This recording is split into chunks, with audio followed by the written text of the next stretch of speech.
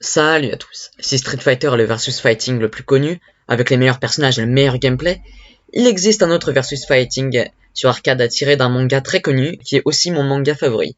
Je veux parler de JoJo's Bizarre Adventure Heritage for the Future. C'est parti.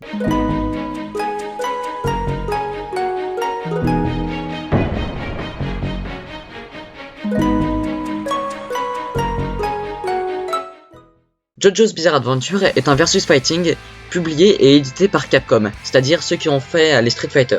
Ce jeu possède plusieurs versions, une sur arcade sortie partout dans le monde le 13 septembre 1999, une sur la première PlayStation sortie au Japon le 14 octobre 1999 et en Europe le 28 avril 2000, une version Dreamcast sortie aux États-Unis le 31 octobre 1999, au Japon le 25 novembre 1999 et en Europe en mai 2000. La version dont je vais vous parler est celle sur arcade. Le jeu tourne sur le système CPS3 de l'arcade et comporte deux modes de jeu. Le mode arcade où il faut vaincre une série d'ennemis et quand on bat un ennemi, on choisit si on augmente notre barre de turbo ou notre barre de vie. Le second mode de jeu est le mode histoire, mais attention, car ce n'est pas la vraie histoire, car il aurait été impossible de faire une dizaine de combats pour des personnages qui n'apparaissent que pendant un demi-épisode. Mais si vous voulez un bon mode histoire, jouez à la version PS1, qui suit bien l'histoire du manga. Cette version du jeu a plus de personnages que la version arcade, mais est moins bon niveau gameplay. Mais le mode auquel on veut jouer est un mode multijoueur. Dans ce jeu, il est vraiment fun. Le jeu comporte 4 boutons, les classiques point faible, point moyen et point fort, et le dernier bouton est pour invoquer le stand de notre personnage. Il y a en tout 16 personnages différents avec des styles de combat étant les mêmes que dans le manga et remplis de références. Par exemple, Alessi peut transformer ses adversaires en bébés, Takewin peut paralyser son adversaire pour lui placer un combo, Polnareff peut utiliser le Requiem pour endormir son adversaire, et Iggy a une attaque qui est une parodie du Shungokusatsu d'Akuma. Je vous laisse vérifier. Je pourrais faire une vidéo entière pour expliquer les références dans ce jeu, et comme je suis sympa, je vais vous apprendre les attaques spéciales des deux personnages principaux, c'est-à-dire Jotaro et Dio. Leur style de jeu est certes similaire, leurs attaques spéciales sont différentes. Pour faire le rafale de coups de poing, il faut faire un quart de tour vers l'adversaire, puis appuyer sur un bouton point. Si vous activez votre stand et que vous spammez le bouton attaquer, votre rafale de coups sera bien plus longue. Dans le second coup spécial, notre stand s'élance sur l'adversaire pour lui faire un coup de poing. Pour faire ce coup, il faut faire quart de tour arrière, puis attaquer. Les autres attaques s'exécutent de la même façon, mais sont différentes. Si vous faites avant, bas, puis diagonale bas et attaquer, Jotaro fera un Starfinger, c'est-à-dire le truc qui n'est utilisé que 3 fois dans l'anime. Et pour Dio, l'attaque sera différente si vous avez ou non votre stand. Si Dio n'a pas son stand, il se téléporte, et si vous avez votre stand, celui-ci se mettra derrière l'adversaire pour le frapper. La dernière attaque spéciale de Dio est un rayon qu'il lance par les yeux et qui traverse la garde de l'adversaire.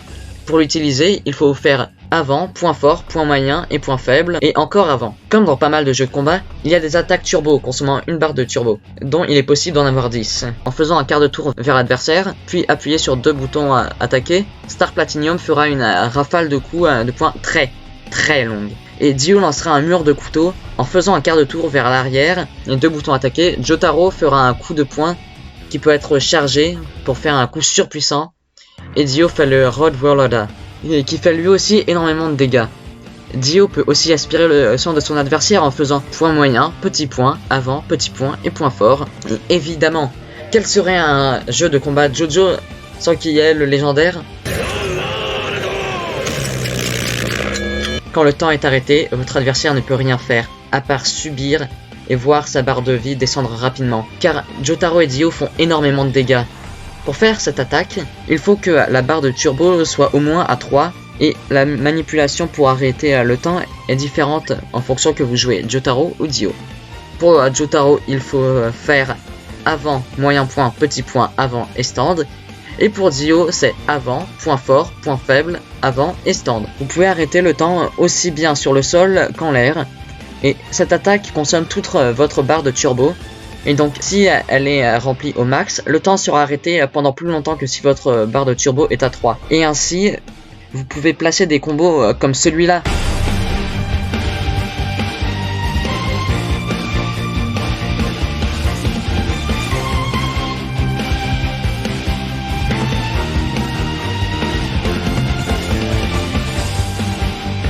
Cette attaque est certes très utile, elle a un défaut.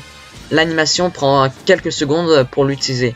Il vaudrait mieux mettre le stand adversaire en stand break pour avoir le temps de sortir l'attaque. Et pour ceux qui se disent qu'ils veulent jouer un autre personnage, je mets dans la description un lien vers un guide où vous trouverez les attaques spéciales des autres personnages ainsi que celles des personnages PlayStation. Tout à l'heure, je vous ai dit que les personnages se battaient comme dans le manga. Donc maintenant, je vais m'attarder sur le gameplay.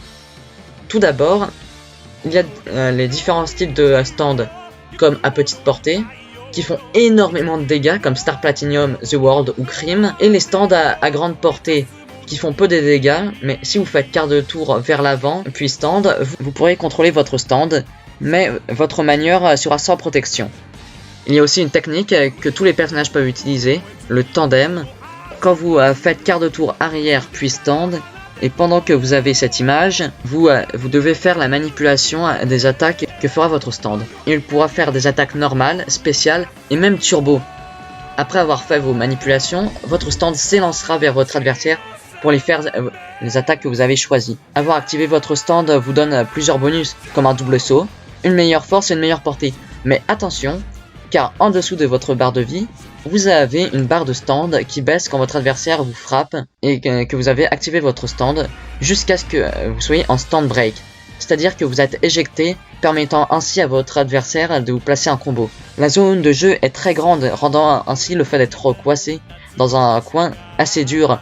Mais si vous réussissez à faire un coup ou un combo assez puissant, votre adversaire sera éjecté au bord de la zone de jeu, vous permettant de lui placer un combo.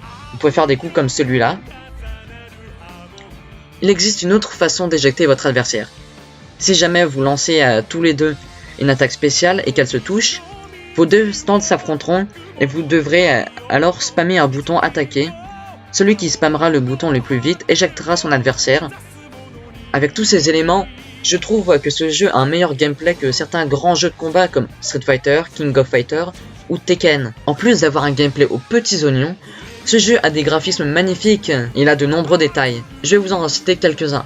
Par exemple, comme pour les personnages comme Dio, on voit bien l'animation détaillée de sa respiration, avec sa poitrine qui se gonfle puis se dégonfle, le mouvement de ses doigts aussi. Un autre petit détail se trouve dans la chope de Guy, c'est-à-dire le paix. Quand il l'utilise sur un personnage, il n'y a rien de spécial, mais il y a deux personnages qui ont une réaction spéciale en se la prenant.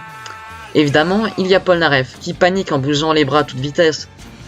Le deuxième personnage est Dio, qui en se la prenant tombe au sol et reste quelques secondes en PLS. Il y a aussi les rencontres spéciales où, quand deux personnages se rencontrent, il y a une petite animation en fonction des personnages. Au début de la vidéo, je vous avais dit qu'Alessi pouvait transformer ses adversaires en bébé. Mais en l'utilisant face à Joseph, il le transforme en Joseph du second arc, ce qui est un très bon clin d'œil, alors que Dio laisse la place à Tâcheron, c'est-à-dire le type avec le pouvoir ultime, un visage de femme derrière le crâne. Alors que ça aurait été mieux qu'il se transforme en Dio du premier arc, qui est personnellement mon arc préféré. Avant de finir cette vidéo, j'aimerais vous parler d'une chose. C'est une anecdote sur le personnage de Midler. Dans le manga ou dans l'anime, on ne voit pas son visage. Alors, pour la sortie de ce jeu, Capcom a demandé à Hirohiko Araki, le mangaka de JoJo, de créer un visage pour ce personnage. Merci d'avoir regardé cette vidéo, n'hésitez pas à vous abonner et à mettre en commentaire sur quel jeu vous voudrez que je vous parle la prochaine fois. A la prochaine, c'était Lordent.